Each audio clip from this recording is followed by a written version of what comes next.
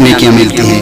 अलिफ लाम मीम 3 हर्फ हो गए, 30 नेकियां मिल गई। आप कुरान पाक का एक पारा पढ़ेंगे, अरबों खरबों आपको नेकियां मिलेंगी। कुरान अज़ीम बहुत बड़ी आकिल किताब है और बहुत अज़मत वाली किताब है। हुजूर ने हमें अता फरमाई, क्यों? ताकि हम उसके जरिए कब्र की तैयारी करें, आखिरत की तैयारी करें। हम 24 घंटे काम काज में लगा देते हैं अपने बच्चों के लिए, सुबह से शाम तक, शाम से सुबह तक। कभी हमने अपनी आखिरत और कब्र के बारे में सोचा होता तो थोड़ा वक्त शाम के वक्त ईशा की नमाज पढ़ के आधा घंटा हम कुरान खोल के भी देखते। लेकिन हमें अपने बीवी बच्चों से इतना प्यार है, यही तो दुनिया है, माल और सर औलाद, यही दुनिया। सरकार ने कहा मुझे अंदेशा है इस बात का कि मुझे इस बात का डर नहीं है कि मेरे बाद तुम कुफ्र और शिर्क में मुब्तला हो जाओ, लेकिन इस बात का डर है मेरे बाद कहीं तुम दुनियादार ना बन जाओ। और हुजूर का कौल बिल्कुल सादिक आता है। आज मस्जिदों में देखो कितने नमाजी हैं, चंद नमाजी बुजुर्ग जिनकी दाढ़ी सफेद हो जाती वो नमाज, नौजवान तबका, बच्चे बिल्कुल कतई बिल्कुल इससे आरी है, खाली है, नमाज की कोई फिक्र नहीं। तीसरी बात हुजूर ने कही तस्बीह होता है, चौथी बात तस्बीह होता है। जो इंसान सुभान अल्लाह अल्हम्दुलिल्लाह अल्लाह अकबर कहेगा, अगर समंदर की झाग के बराबर भी इसके गुनाह है, इसकी बरकत से इसको तस्बीह फातिमा भी कहते हैं। शाम के वक्त अगर कोई इंसान या कोई औरत कोई मर्द बूढ़ा पड़े तो उसकी पूरे दिन की थकावट भी दूर होगी, ये हुजूर ने अमल बताया। और साथ ही साथ अगर समंदर की झाग के बराबर उसके गुनाह होंगे तो अल्लाह ताला उसके गुनाहों को मिटा देगा। न जाने कितने दिन में हमसे गुनाह हो जाते हैं, हमें इसकी खबर भी नहीं होती। और एक हदीस पाक में अल्लाह के हबीब ने इरशाद फरमाया कि 2 कलमे ऐसे मुबारक हैं जो जुबान पर हल्के और मीज़ान अमल पर पहाड़ों की मिसाल।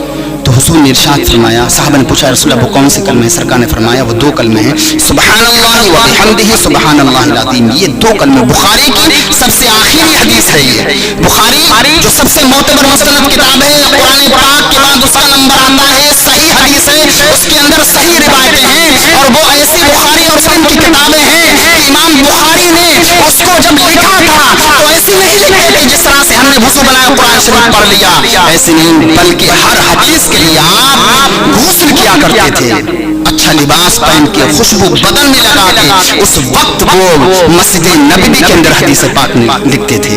ऐसी मोतबर मुस्तनद किताब हमारे आपके पास है और उसी में है ये जो इंसान, और इसकी बरकत से अल्लाह सारी कौम को, पूरी दुनिया को रिज़्क़ अता फरमाता है। ऐसे बाबरकत कलमे हैं कि मीज़ान अमल पर पहाड़ों के मिसाल और जुबान पर हल्के। क्या हल्के मतलब पढ़ने में बहुत आसान, बहुत ही आसान। सुबहानल्लाह व बिहम्दिही सुबहानल्लाहिल अज़ीम व बिहम्दिही अस्तगफिरुल्लाह, अगर आखिर में बढ़ा लिया, सुबहानल्लाह व बिहम्दिही सुबहानल्लाहिल अज़ीम व बिहम्दिही, इसमें 2 कलमे हैं।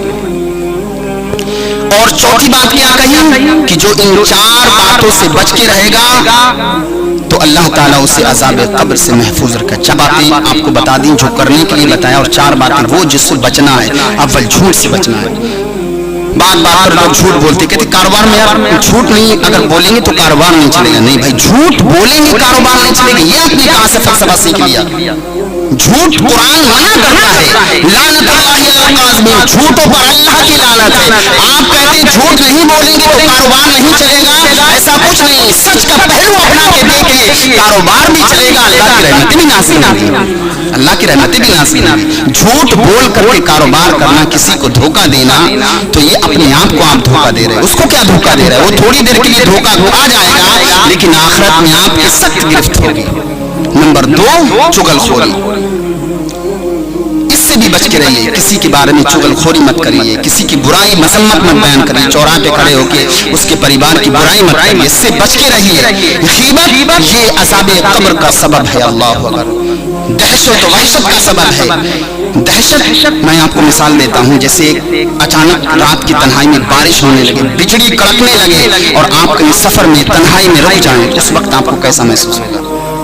मिसाल के तौर से आप शाहजमाल वहाँ कब्रिस्तान में आप अगर वहाँ फंस जाएं आप, और रात के 2 बज रहे हो, अचानक बारिश, कड़क बिजली होने लगे, कौंधा लपकने लगे, उस वक्त आपको कैसा महसूस होगा? हालांकि अगर आप आवाज देके किसी को पुकारें तो आपकी मदद के लिए जरूर आएगा, लेकिन कब्र में आपकी मदद के लिए कोई नहीं आएगा। जो झूठ बोलेगा, गीबत और चुगली करेगा, अल्लाह उसको कब्र में जिस तरह से कौंधा लपकता है और बारिश होती है और जो है बिजली कड़कती है, एक दहशत महसूस होती है, यही हाल कब्र के अंदर होगा जो गीबत करेगा। और लोग इमामों की खूब गीबत करते हैं, चौराहों पे जाके गीबत करते हैं। अल्लाह अकबर, इससे परहेज करिए भाई। इमाम आपको हिदायत का रास्ता बताते हैं, आपको 5 वक्त की नमाज पढ़ाते हैं। इमामों की भी मुसम्मत और बुराई से बचिए। तीसरी बात मुस्तफा ने इरशाद फरमाया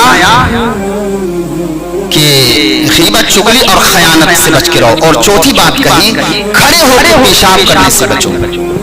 हुजूर ने इरशाद फरमाया, आम तौर से जो अज़ाब कब्र में इंसान मुब्तला रहता है वो पेशाब की छींटों की वजह से, यानी नापाकी की वजह से रहता है।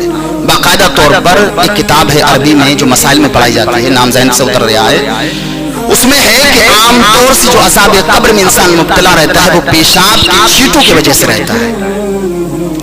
और आपने मुलाहिजा फरमाया होगा, मैंने खुद इन आंखों से देखा है कि लोग चैन खोल के खड़े होकर पेशाब करने लगते हैं। अब खड़े होकर पेशाब आज का साइंस भी मना करता है, डॉक्टर भी मना करते हैं कि खड़े होकर पेशाब करने में कोई ना कोई जो है परेशानी, कोई बीमारी लायक हो जाती है, कोई ना कोई प्रॉब्लम जरूर आ जाती है। लेकिन खड़े होकर पेशाब करेंगे तो आपको तमाम तर अल्लाह ताला बलाओं से, बीमारी से महफूज रहेगा।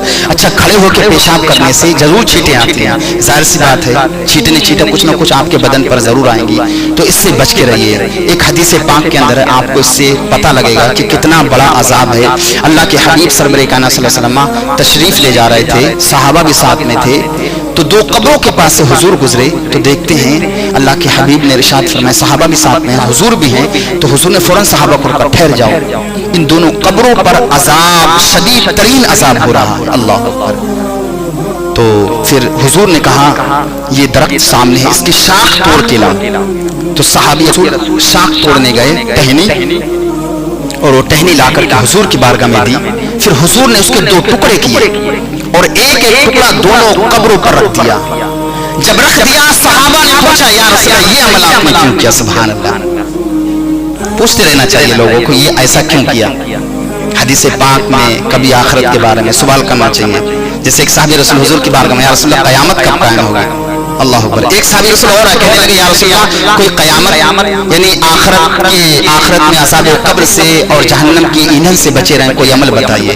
तो सरकार ने कहा, तेरा सवाल तो बहुत छोटा है लेकिन तेरी आरज़ू बहुत बड़ी है। तो फिर सरकार ने पूछा, ये अमल, सहाबा ने पूछा, ये अमल क्यों किया? तो सरकार ने कहा, इन दोनों कब्रों पर अजाब हो रहा था, इस अमल की वजह से, यानी कुरान पाक के अंदर युसब्बिहु लिल्लाहि मा फिस समावाति व मा फिल अर्द, हर शय अल्लाह की तस्बीह बयान करती है, जो कुछ आसमान में है, जो कुछ जमीन में है। वो अलग बात है कि हमें वो दिखाई और सुनाई नहीं देती। अल्लाह के 18,000 मखलूक, हम तो आप एक हैं। अल्लाह ने इस तरह से 18,000 मखलूक पैदा की, लेकिन हर शय अल्लाह का जिक्र करती है। हम एक अशरफुल मखलूकात होकर अल्लाह के जिक्र से गाफिल। हमें बहुत अफसोस होता है इस बात का कि अल्लाह ने उन 18,000 मखलूक में हमें सबसे अशरफ आला बनाया, लेकिन हम अशरफ आला होने के बाद अल्लाह के जिक्र से गाफिल हैं। और अल्लाह ने इसके अलावा जितनी मखलूक पैदा की वो सब अल्लाह के जिक्र में हर वक्त मशगूल रहती है।